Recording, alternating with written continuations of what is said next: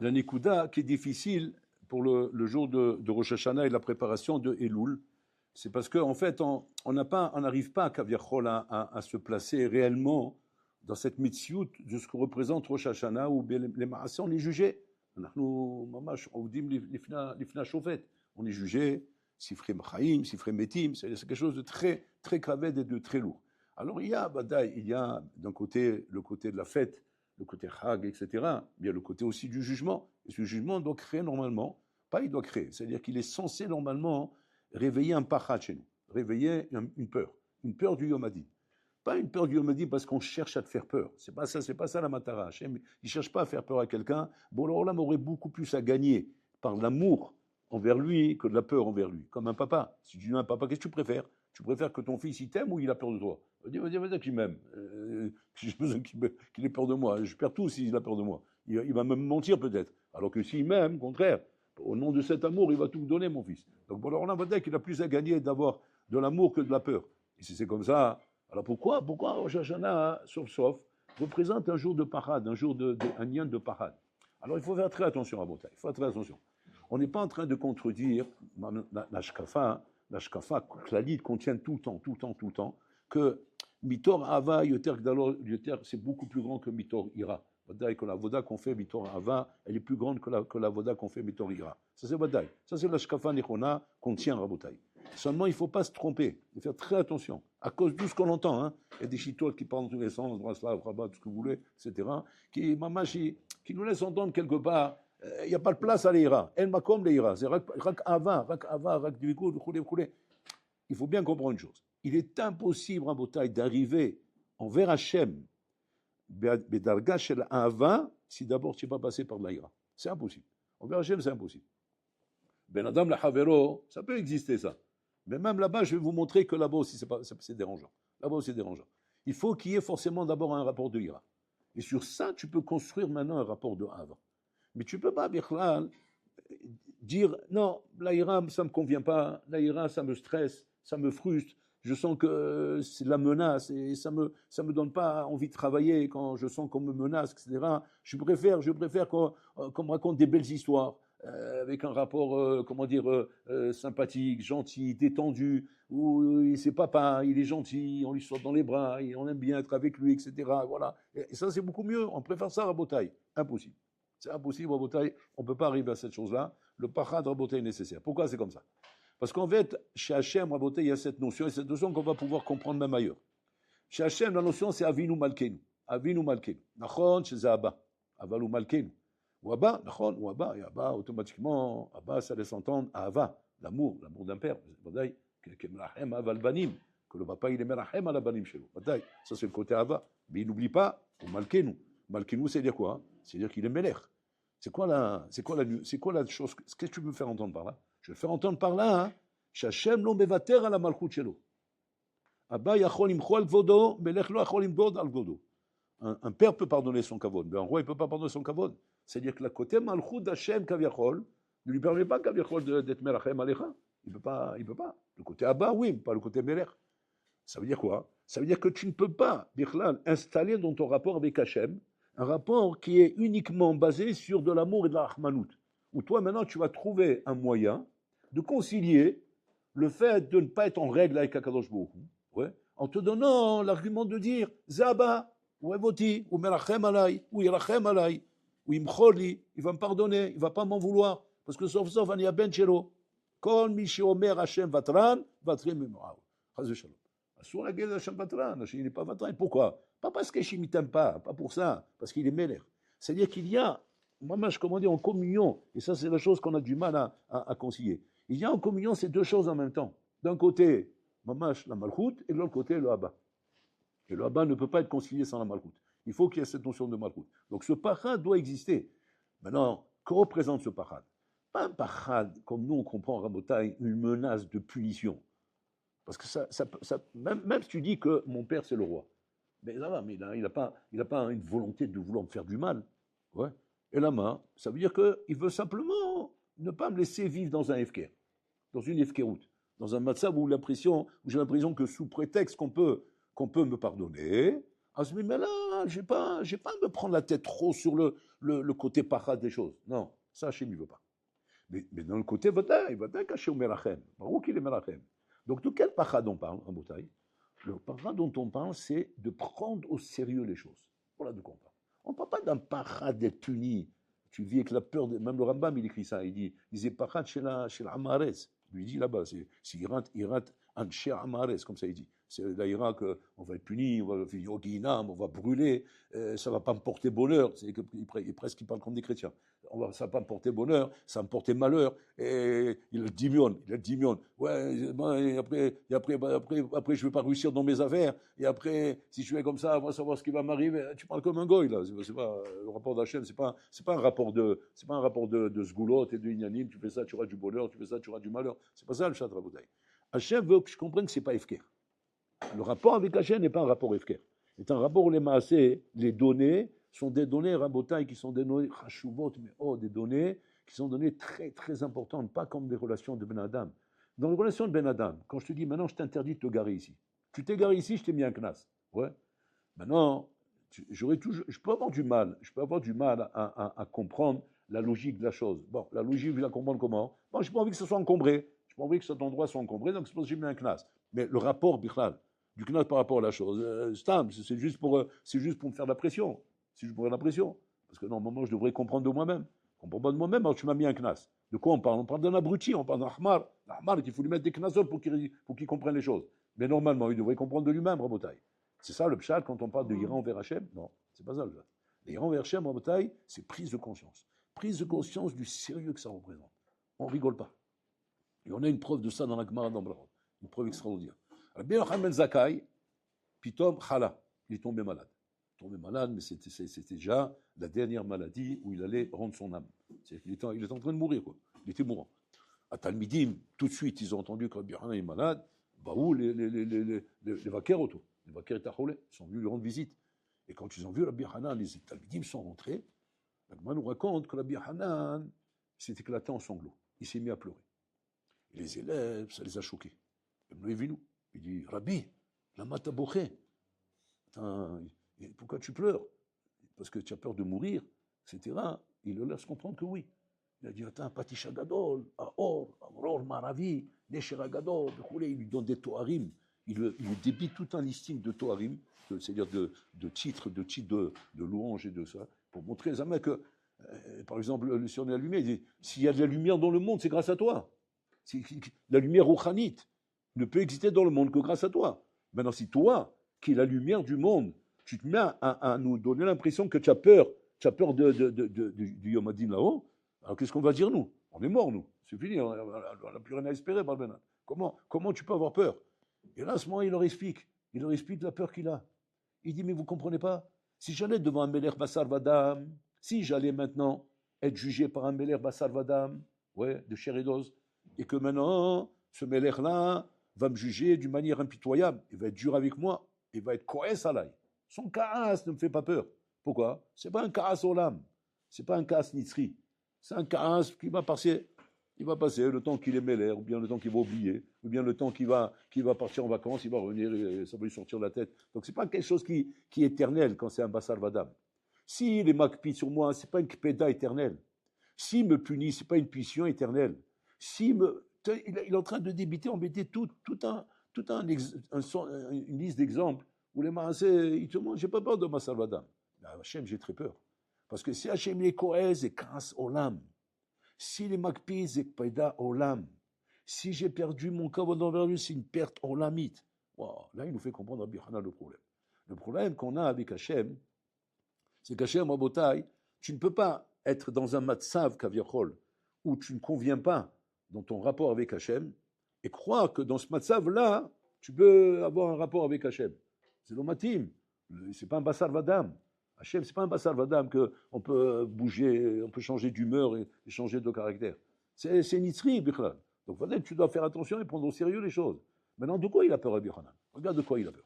Il a peur parce que, comme c'est Gamel Agmara, que Rabbi Yochanan, il a peur parce que lorsque maintenant, il est sorti du siège de Yerushalayim. Yerushalayim, elle était encerclée par les Romains. Et donc, En Yotze Ven Nirnas. On ne rentre pas et on ne sort pas. Ils ont encerclé, et là-bas, ils étaient en train de mourir de faim. ils mouraient de faim, c'était atroce ce qui s'est passé là-bas. Et les birionim, qui étaient là-bas, ne laissaient pas les gens sortir, ne laissaient pas les gens, comment dire, négocier avec les goïms.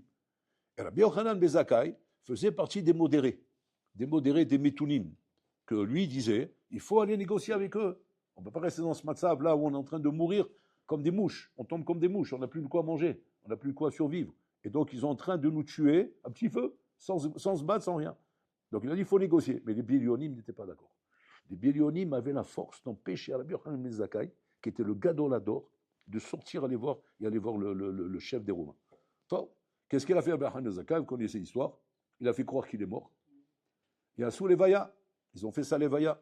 Les Vaya, la gadolador, Rabbi Yochanan ben Zakkai. Ouais, tu vois, il est en train de lever le lit de Rabbi Yochanan avec le talit dessus. Et il faisait croire, ça y est, il est mort. Les gens en train de pleurer, etc. Ils ont fait une cérémonie là-bas. Et donc, ils vont pour sortir, même au moment de sortir, même les birionim voulaient planter quelque chose pour voir si vraiment il est mort. Bon, Mishum Kavod de Rabbi Yochanan, en fin de compte, ils ont accepté de ne pas le faire. Et ils sont éloignés. Chaque Rabbi Yochanan ben Zakkai, il est venu devant le chef romain, le chef qui menait le combat. Il vient devant lui, il lui dit Shalom Alecha César, comme s'il le salue, l'empereur. Et là, à ce moment-là, quand le chef il entend ça, il dit tu es doublement Havmita. Il dit pourquoi je suis doublement Havmita? Premièrement, parce que tu m'appelles César, alors que je ne suis pas César, je suis le chef de l'armée, donc tu manques de respect à l'empereur. Ça s'appelle Mezalzel ben Malchut, tu es Havmita pour ça. Et deuxième Chiyuvmita, parce que pourquoi tu n'es pas venu jusqu'à maintenant? Pourquoi maintenant seulement tu viens? Alors il dit, je te réponds à la première et à la deuxième question. En vérité, tu es empereur, l'empereur il est mort et c'est toi l'empereur maintenant. À peine il finit de parler, tout de suite il voit des cavaliers arriver. César est mort, vive César! C'est comme ils font là-bas. Ils sont en train de le vanter. Et là, il reste à Moum. Il est scotché. Il dit, mais comment tu sais? Il dit, bon, c'est pas ton problème, ça. Comment je sais? Maintenant, la deuxième question que tu as posée, pourquoi je ne suis pas venu jusqu'à maintenant? Les birionim nous empêchaient de sortir. Alors là, le chef romain, il le regarde, il dit, je ne comprends pas. La deuxième tarna, je ne la comprends pas. Qu'est-ce qu'ils empêchent de sortir? Qu'est-ce qu'on fait quand on a un baril, avec du miel à l'intérieur? Il y a un serpent qui entoure le baril. Qu'est-ce qu'on fait? Qu'est-ce qu'on fait? On laisse le serpent, comment dire, nous exterminer le miel? Et d'avoir casé. Alors il le laisse parler. Il laisse parler l'empereur. Il dit tiens, on dirait que c'est un bas de colle. C'est-à-dire c'est la voix d'Hachem qui est en train de parler. Donc il veut le laisser parler parce qu'il veut entendre ce qu'Hachem est en train de dire à travers sa bouche. Il dit Mata Omer, qu'est-ce que tu dis qu'il faut faire? Ben, c'est pas shoot, il faut éclater le baril. Waouh. Là il a compris. Il dit Hachem me passe le message. C'est quoi? Il faut éclater le Beth Amikdash. Alors que lui, il attendait qu'ils disent ben, il faut tuer le serpent. Il faut l'éliminer. C'est comme ça qu'on fait, non? Si maintenant il y avait un baril, il y avait un serpent autour. Ouais. Toi, maintenant, tu as ton portefeuille là-bas, tu as toute une liasse là-bas, tu as 1 million d'euros. Maintenant, il y a un serpent dessus comme ça. Qu'est-ce que tu fais? Bon, tu as peur des serpents. Hein. Tu as Habibi, tu as qu'un marteau. Il va pas me fou celui-là. À cause de lui, je perds le portefeuille, tu rigoles quoi. Je prends mon courage à deux mains et je viens, je l'éclate. Je l'éclate pour récupérer mon portefeuille. C'est pas dingue. Je vais jamais dire maintenant, brûle le portefeuille. Ça va pas, non? Le serpent, je brûle le portefeuille, tu fatigues quoi.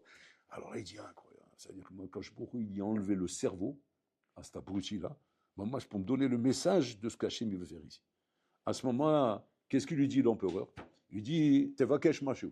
Il dit, tandis que je suis l'empereur, il te revient une faveur. Demande ce que tu veux. Et là, à ce moment, il dit, donne-moi Chachmé Yavli. Donne-moi les Chachmé de Yavli.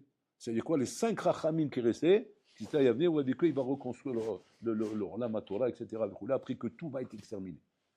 Et maintenant, Rabbi Yochanan ben Zakkai, il tremble de peur. Pourquoi? Parce que maintenant, il fait Rishbon Nefesh. Il se dit, quand il m'a dit demande ce que tu veux, j'aurais pu demander de ne pas détruire le Beth Amikdash. J'aurais pu demander de ne pas détruire le Beth Amikdash. Pourquoi je n'ai pas demandé ça? Alors c'est vrai que moi j'ai compris dans ce qu'il est en train de dire que quand je voulais qu'on détruise. Mais sauf, les Vakesh, les Vakesh, les Vakesh, jusqu'à maintenant il me donne une opportunité. Et ça aussi c'est Hachem. Donc Hachem il a donné à un moment donné le din, et à un moment donné il a donné la porte de sortie.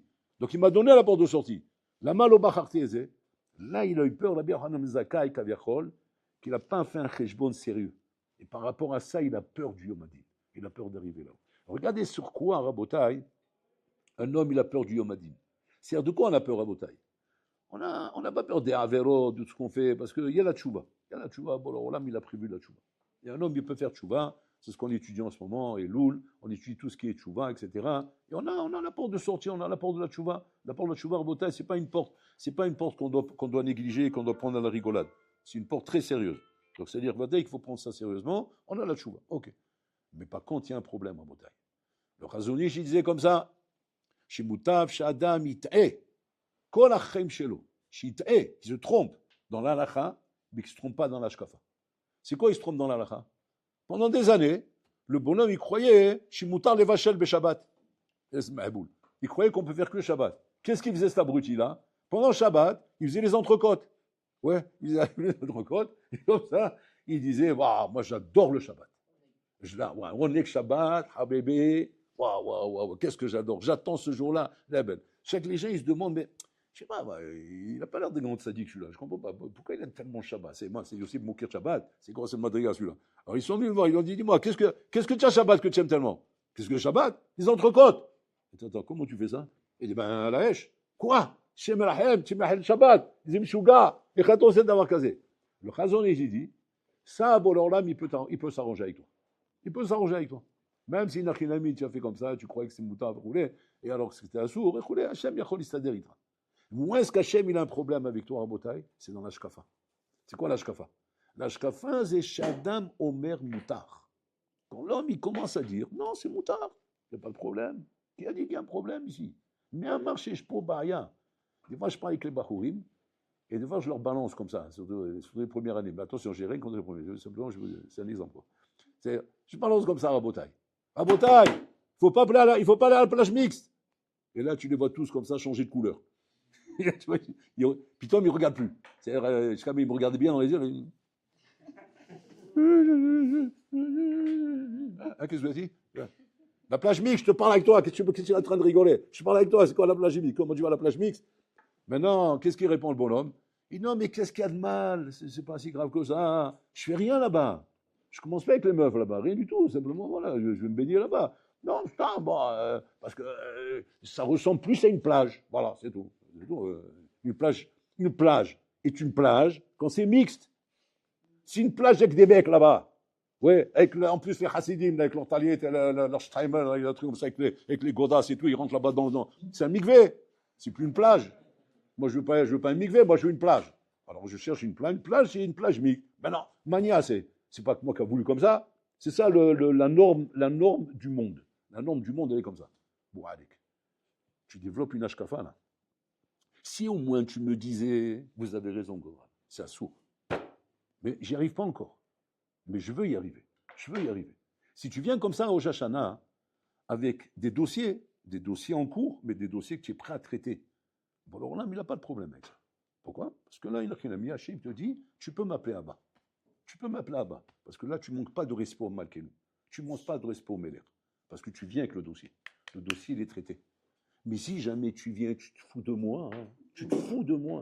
Qu'est-ce que tu dis? Mais il n'y a pas de mal. Quel problème? Même toi, pour l'Orlam, je ne comprends pas. Qu'est-ce que tu veux? Quel problème? On va là-bas, on fait rien, on dérange personne, on s'assoit, on est avec des copains. En plus, on se met un petit peu de côté. Zama, on fait Zama, on fait Shmirat Enaïm. On fait Shmirat Enaïm. Voilà, c'est tout. On est bien, on est entre nous, etc. De qui tu te fous, là? Tu peux venir devant le roi comme ça le jour où je dire Avinu Malkeinu, Amelech HaKadosh, avec un dossier pareil, tu es mort, tu es cramé. Tu es mort, Rabotai. Maintenant, tu vas dire, ouais, mais attendez, moi, je ne peux pas tout régler d'un coup, moi, comment je fais? Traite le dossier, pose le dossier, c'est un dossier, il faut le poser. Tu ne te trompes pas dans la shkafa. Tu peux te tromper dans la lacha, tu croyais qu'il n'y a pas de problème. Maintenant, tu as appris que c'est assour, ok. Alors, qu'est-ce que ça fait? Ben, ça change ta vie. On y va à shkafa, ça y est, il n'y a pas une malasot, il n'y a pas de photo. Il faut arrêter avec ça. Maintenant, comment j'arrête? Comment je fais? Ok, bon, ça, c'est un truc à traiter. Bon, alors, on n'a pas de problème avec ça. Hachem n'a pas de problème avec ça. Le problème qu'il a Hachem, c'est quand le bonhomme en bataille se trouve un moré éther dans la faute, comme dit le Navi. Qu'est-ce qu'il dit un Navi? Hachem n'est pas en colère avec vous quand vous dites maintenant que vous avez fait d'Avel ou quoi. Non, parce que vous dites, Bemachatanu. Qu'est-ce qu'on a fait? Massinou. C'est un peu l'enfant rebelle, que quand tu lui fais une reproche, qu'est-ce que j'ai fait, moi? Qu'est-ce que j'ai fait? Je comprends pas. C'est jamais lui. Lui, il fait jamais rien. C'est Tonton la Lune. Il fait jamais rien. C'est lui qui explose tout, mais lui, il fait jamais rien. Et c'est lui le dangereux. C'est lui le danger public. C'est à lui qu'il faut accabler. Le Hachem n'a pas de problème avec un bonhomme qui reconnaît. Modé ve'ozev yerucham. Tu reconnais tes fautes, ça y est, Boréa Olam, il n'a pas de problème avec ça. Boréa Olam, il n'a pas de problème, même si jamais ça va te prendre des années pour corriger ça. Mais au moins, tu traites ces dossiers dossier en cours, il est traité le dossier. Et c'est ça que Hachem, il va entendre de nous. Bien,